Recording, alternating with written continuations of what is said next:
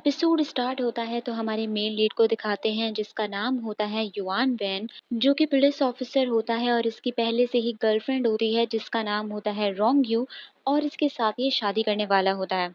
मगर उस टाइम ये लोग क्राइम सीन पर होते हैं तो युवान उसे एविडेंस लाने के लिए ट्रक के पास भेजता है। मगर जब उस क्रिमिनल को वो हंसते हुए देखता है तब उसे समझ आता है कि कुछ तो गड़बड़ है और वो फौरन रोंग यू को ट्रक के पास जाने से रोकता है। मगर तब तक बहुत देर हो जाती है और बम फट जाता है जो कि ट्रक में लगा हुआ था। रोंग यू तो ट्रक के काफी पास खड़ी थी इसीलिए वो बच नहीं पाती और उसकी डेथ हो जाती है। युआन पछताने लगता है कि मुझे उसे वहां भेजना ही नहीं चाहिए था। और रोंगयू का जो भाई होता है जिसका नाम होता है रोंग याओ, वो तो युवान को ही कसूरवार कह रहा होता है कि तुम्हारी वजह से ही मेरी बहन की डेथ हुई है, इसीलिए उसे खूब मारता है और इनकी दुश्मनी हो जाती है और यहीं से ही युवान पुलिस की नौकरी छोड़ देता है। फिर दिखाते हैं कि बहुत साल बीत जाते हैं और युवान किसी शिप में आता है जहाँ पर पहले से ही कुछ लोगों को बांध कर रखा होता है बम से। तो ये उन्हें बचाने के बदले उनसे पैसे मांगने लगता है कि मैं तुम लोगों को एक शर्त पर बचाऊंगा, जब तुम लोग मुझे पैसे दोगे। तो वो लोग कहते हैं कि हम तुम्हें डबल पैसे दे देंगे, बस तुम हमारे मालिक को बचा लो। तो ये किसी तरीके से बम को डिफ्यूज करके उनसे उनके मालिक की लोकेशन लेकर चला जाता है। वहाँ इनके मालिक को दिखाया जाता है जिसका नाम होता है ली राओ शेंग। असल में ये माफिया गैंग से होता है और जिस आदमी ने इसे पकड़ रखा होता है उसका नाम होता है काओ। ये इसे फोर्स कर रहा होता है कि तुम अपने ग्रैंडफादर को कॉल मिलाओ, क्योंकि जो रियल माफिया होता है, जो रियल लीडर होता है, वो इसका ग्रैंडफादर होता है। पहले तो राव शेंग बड़े चौड़े में चल रहा था जब इस आदमी ने इसे किडनैप नहीं किया था। मगर किडनैप होते ही इसकी हालत खराब हो जाती है जब ये इसे मारने की धमकी देता है कि तुमने अपने ग्रैंडफादर को कॉल ना की तो मैं तुम्हें मार दूंगा। मगर राव शेंग अब इसे क्या ही बताता कि ग्रैंडफादर की नज़रों में इसकी कोई औकात नहीं है। वो तो इससे बात तक नहीं करता, मिलना तो बहुत दूर की बात है। मगर इस गाँव को इस बात पर यकीन नहीं आ रहा होता और युआन उसी बिल्डिंग में आ जाता है जहाँ पर राव शेंग को किडनैप कर रखा है और बड़ी ही चालाकी से सारी चीजें मैनेज करके डायरेक्ट उसे बचाने के लिए आ जाता है। उन लोगों के साथ खूब फाइट करके उसे बचाकर वहां से ले जाता है, वरना राव शेंग को तो यही लगा था कि वो अब नहीं बचेगा। असल में ये राव शेंग की ही टीम में सिक्योरिटी गार्ड का काम करता है। राव शेंग ने तो पहले इसे कभी नोटिस भी नहीं किया था, मगर अब इसका दीवाना हो जाता है क्योंकि ये अकेला आकर उसे बचा लेता है और उसके इतने सारे बॉडी गार्ड्स किसी काम के नहीं होते, इसीलिए अपने साथ काम करने की इसे ऑफर देने लगता है। मगर युवान इसे मुंह पर रिजेक्ट करके चला जाता है कि जो काम मुझे आता नहीं वो मैं करता नहीं। मगर राव शेंग इसके पीछे पड़ जाता है कि इसकी हिस्ट्री निकालो कि आखिर ये है कौन। और पता चलता है कि युवान अब सीक्रेट एजेंट बन जाता है जो कि पूरे माफिया गैंग को खत्म करने के लिए आया होता है। पुलिस वालों के साथ ये मिशन कर रहा होता है और इसे जिसने इस मिशन पर रखा होता है इसका नाम होता है लियो। और राव शेंगी इसका पहला हथियार होता है कि इसके जरिए ये इसके ग्रैंडफादर तक पहुंचे जिसका नाम होता है मिस्टर ऊ। अब ये ली इसको इस मिशन के लिए बिल्कुल नई आइडेंटिटी देता है जिसमें इसका नाम होता है मू किंग, और अब से हम अपने मेन लीड को मू किंग ही बुलाएंगे। और राउशन इसकी मू किंग वाली आइडेंटिटी पर ही पूरा रिसर्च करके आ जाता है और इसे डिनर पर बुलाकर फिर से अपनी गैंग में शामिल होने का कहता है, not as a bodyguard बल्कि एज अ टीम लीडर, इसके साथ काम करने वाला। मू किंग की आइडेंटिटी ऐसी रखी गई होती है कि इसके कोई फैमिली मेंबर्स नहीं होते, ये अकेला होता है और बस पैसे कमाना चाहता है। इसीलिए राव शेंग इसे पैसों का लालच देने लगता है कि तुम्हें पैसों की जरूरत है और वो तुम्हें मिलेगा और मुझे तुम्हारी जरूरत है।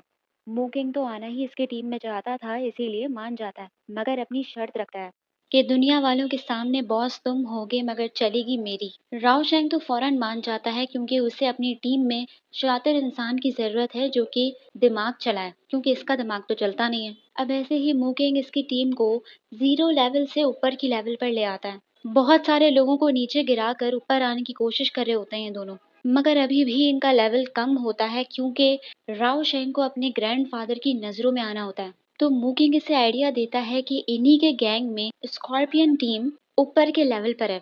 अगर हम उस टीम को खत्म करके उन्हें मार कर उनके लेवल पर आ जाएं, तब हमारी कोई हैसियत होगी। राव शेंग फौरन मान जाता है। अब राव शेंग के साथ काम करते करते इसे काफी टाइम हो जाता है कि ये दोनों काफी अच्छे दोस्त बन जाते हैं और राव शेंग तो इसे अपना बेस्ट बडी और भाई मानने लगता है। फिर दिखाते हैं कि रात के टाइम जब ये वापस जा रहा होता है तो इसे कोई लड़की दिखाई देती है जिसकी आवाज बिल्कुल रोंगयू की तरह होती है। ये सुनकर ही वो फौरन उसके पास जाकर जब उसकी शक्ल देखता है तो वो नहीं होती मगर हमारी फीमेल लीड होती है जिसका नाम होता है कीजिन। मूकिंग इसे देखकर चौंक जाता है कि इसकी आवाज और इसका चेहरा रोंग यू से मिलता जुलता है। इसे देखकर इसकी रोंग यू वाली यादें ताज़ा हो जाती हैं और इस रोंग यू के बारे में इस ली ऑफिसर को भी मालूम होता है, क्योंकि ये इसका काफी पुराना दोस्त जो होता है और इसे समझा रहा होता है कि रोंग यू के साथ जो हुआ उसमें तुम्हारा कोई कसूर नहीं था, वो बस एक हादसा था। दूसरे दिन कीजिन इसे फिर मिल जाती है और खुद उसकी गाड़ी में आकर बैठ जाती है और चोर को फॉलो करने को कह रही होती है जिसने इसका पर्स चुरा लिया। मगर मूकिंग 5 मिनट तक उससे इसी बात पर बहस करता रहता है कि मैं तुम्हारी मदद क्यों करूं और तुम हो कौन कि सीधा मेरी गाड़ी में ही आकर बैठ गई। मगर वो उसको इतना बोलती है कि वो मान ही जाता है। अब ऐसे ही वो उससे पूछने लगता है क्या तुम बाहर मुल्क से आई हो, तो वो उसे चुप करा देती है ये कह के कि क्या तुम हर प्रेटी लड़की से यही सवालात करते हो, फ्लर्ट करने के लिए। अब मोकिंग इतनी फास्ट गाड़ी चला रहा होता है कि अचानक ही उसकी गाड़ी बंद हो जाती है क्योंकि पेट्रोल खत्म हो जाता है। तो वो चिल्लाने लगती है कि इतनी बड़ी गाड़ी लेके घूम रहे हो और पेट्रोल तक नहीं डलवा सकते। तो मूकिंग कहता है कि अच्छा तो मैं तुम्हारे लिए पहले से डलवा के रखता कि तुम आने वाली हो। अब इनकी इसी बहस के दौरान पुलिस भी आ जाती है और मूकिंग की गाड़ी ही उठाकर ले जाती है क्योंकि वो बहुत तेज स्पीड में गाड़ी चला रहा था और इसकी गाड़ी भी किराए की होती है। अब वो उसके पीछे पड़ जाती है कि तुम मुझे अकेला छोड़ के कहाँ जा रहे हो, मुझे भी अपने साथ लेके जाओ, बल्कि गोद में उठा के लेके जाओ क्योंकि चल चल के मेरे पाँव दुख गए हैं। ये सुनकर वो शौक हो जाता है कि एक तो तुम्हारी वजह से मेरी गाड़ी चली गई, ऊपर से मैं तुम्हें उठाकर लेके जाऊं। देखो तुम प्रेटी हो इसका मतलब ये नहीं कि तुम मेरे गले पड़ोगी। कीजन कहती है कि तुम्हारी वजह से चोर नहीं पकड़ा गया, अब मेरे पास कोई पैसा नहीं है, या तो तुम मेरा पर्स वापस दिलवाओ या तो मुझे उठा के लेके जाओ। मूकिंग के पास ऑप्शन नहीं बचता, इसीलिए वो उसकी हेल्प कर देता है, उसे गोद में उठा के लेके जाने लगता है। तो भी कीजिन उसे अपने बॉयफ्रेंड की तरह ट्रीट कर रही होती है कि मुझे भूख लग रही है, मेरे लिए कुछ खाने का बंदोबस्त कर दो। तो वो उसकी बात मान के उसके लिए पानी और चॉकलेट्स ले आता है, मगर वहीं पर ही अपनी जान छुड़ाकर उससे भागने लगता है, उसके लिए टैक्सी बुक करा देता है कि यहाँ से अब तुम अपने रास्ते जाओगी, उसे कुछ पैसे तक दे देता है। वो चिल्लाती रहती है कि तुम मुझे यहाँ अकेला छोड़कर ना जाओ, मगर वो नहीं सुनता और कहता है कि ये हमारी लास्ट ही मुलाकात है, उम्मीद करता हूँ कि अब हम नहीं मिलेंगे। अब इस सिचुएशन के बारे में ये इस राव शेंग को बताता है कि उस लड़की ने उसे कितना परेशान किया। अब अचानक ही राव शेंग के पास उसके ग्रैंडफादर मिस्टर ऊ की कॉल आती है। वो इसे ऑर्डर देता है कि पुलिस स्टेशन से किसी को पिक कर लो। राव शेंग की हालत खराब हो जाती है क्योंकि जिंदगी में पहली बार ग्रैंडफादर ने इसे खुद कॉल की। अब जैसे ही ये दोनों पुलिस स्टेशन पहुंचते हैं तो जिसे ग्रैंडफादर ने पिक करने को कहा होता है वो और कोई नहीं बल्कि कीजन ही होती है, जिसे देखकर मू किंग की हालत खराब हो जाती है कि इसे तो मैं छोड़ आया था, अब तो ये नहीं बचेगा। और जैसे ही कीजन को पता चलता है कि मिस्टर ऊ ने इन दोनों को भेजा है इसे पिक करने के लिए, तो ये मू किंग को खूब मारती है, उसकी सारी चीजें, पैसा, चॉकलेट सब उसके मुंह पे मार देती है और उसके साथ जाने से मना कर देती है। और जाते जाते वो ये कह देती है कि मैं अपने फादर से खुद बात कर लूंगी, जिससे पता चलता है कि ये मिस्टर ऊ की बेटी होती है। ये जानते ही मू किंग को झटका लगता है कि मुझसे ये कितनी बड़ी गलती हो गई कि मैंने माफिया की डॉटर को ऐसे ट्रीट किया। इसीलिए फौरन उसे मनाने के लिए उसके पीछे जाता है और अपने बिहेवियर के लिए उससे माफी मांगने लगता है कि अगर अभी भी तुम्हारा गुस्सा ठीक नहीं होता तो तुम मुझे मार सकती हो। तो कीजन का मूड 2 मिनट में ठीक हो जाता है और उल्टा उसके साथ फ्लर्ट करने लगती है कि तुम इतने भी बुरे नहीं हो, और इनके साथ चलने के लिए मान जाती है। कुकिंग को अपना सारा गुस्सा साइड पे करके उसके साथ अच्छे से बिहेव करना पड़ रहा होता है। अब ये लोग कीजन को खाने पर ले आते हैं क्योंकि वो कहती है कि उसे भूख लग रही है। अब मुकिंग जब इसे अपना इंट्रोडक्शन देता है कि मैं सिर्फ राव शेंग का एडवाइजर हूँ, असल बॉस वही है, तो वो कहती है कि लग तो नहीं रहा। तो मुकिंग कहता है कि हम दोनों का सीन अलग है, हम दोनों भाई भाई हैं। और जब कीजिन उससे अपना इंट्रोडक्शन देती है तो उसके गले लग जाती है, उसके गाल पे किस करती है। तो ये देखकर वो शौक हो जाता है कि ये बाहर मुल्क नहीं है, क्योंकि बाहर मुल्क में सब लोग ऐसे ही मिलते हैं। अब इन लोगों ने इसे अपने घर पर रखा होता है, मगर ये रावशैंग का पूरा बैंक बैलेंस खाली कर रही होती है शॉपिंग कर करके।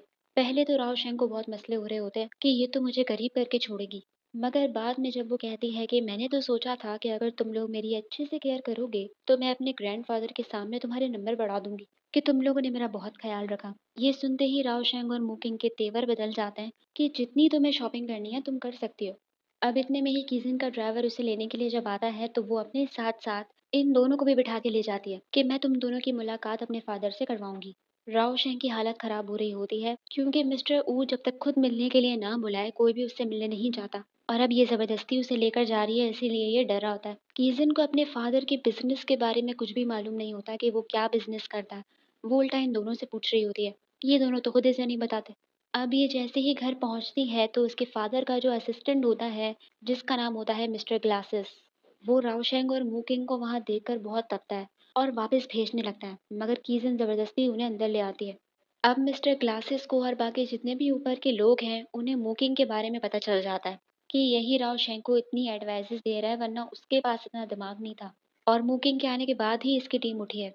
इसीलिए ग्लासेस इन दोनों को ग्रैंडफादर से मिलने नहीं दे रहा होता और वहाँ कीजिन अपने फादर से मिलती है, मगर बाद में पता चलता है कि कीजिन बचपन से ही बाहर मुल्क में ही रहती थी और आज पहली बार खुद आई होती है। मिस्टर ऊ ने इसे नहीं बुलाया होता और अभी भी इसे वापस भेज रहा होता है कि मैं अभी तुम्हारी फ्लाइट बुक कराता हूँ और तुम कल ही यहाँ से वापस जाओगी।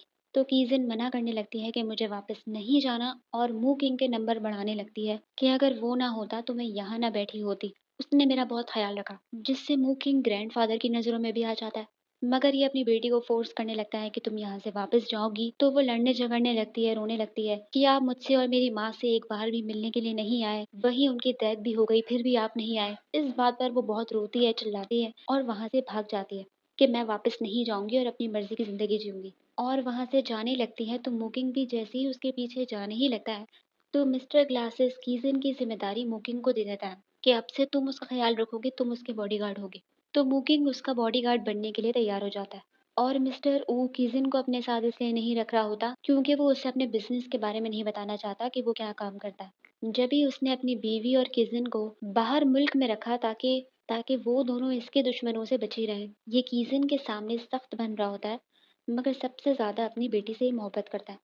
इसीलिए उसका ख्याल रखने को कहता है कि मुकिंग को ही उसका ख्याल रखने दो, वहीं वो सेफ रहेगी। और यही एपिसोड खत्म हो जाता है। तो आप लोग मुझे बताइए आप लोगों को एपिसोड कैसी लगी। लाइक कीजिए, सब्सक्राइब कीजिए और कमेंट भी कर लीजिए। Thank you so much.